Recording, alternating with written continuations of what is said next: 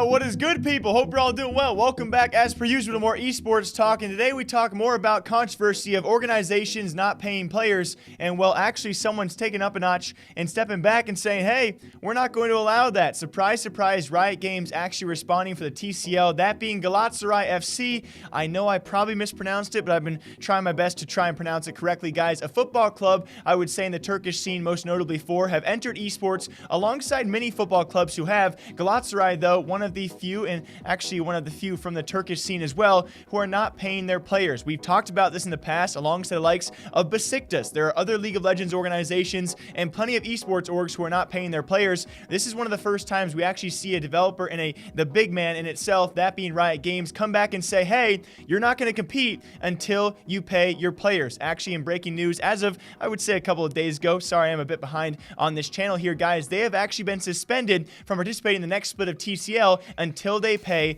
their players. Now, you might be thinking, and probably correctly so, it's a double-edged sword because Riot steps in, they don't allow these players to play and likely or leave the organization to find a new job, and this does not mean that Galatasaray will actually pay their players. It just means they won't be playing next split until they do. If they don't, and God knows if they actually have to, it seems they might be taking their permanent departure from the esports scene in general. And again, like I said before, it's becoming sadly notable that many Turkish clubs out there, Besiktas and Galatasaray above all others, are just simply not paying their players. And it makes you question, are these giant football clubs or sizable football clubs who pay out millions in that field can't pay out the fees in the TCL? What else are they holding back, and why? What's the underlying issue here? And ultimately, it really does make you feel bad for these 5 players or so on their lineup, because it does not mean they can actually get paid. It does mean, though, they won't be playing. Albeit, though, it's very nice over the past week or so, I guess you could say few weeks, Riot Korea getting involved slowly but surely in that whole instance with Griffin, albeit that instance is very debatable and very two-sided. It's good to see Riot stepping up there alongside this case. We even had Valve this past week finally suing a TO, that being GESC, for not paying out some tournament prizes to organizations, staff, talent, and players. So it's great to see these big companies finally getting a hand inside, and hopefully, though, these players actually get paid, and I think evidently as well for the future,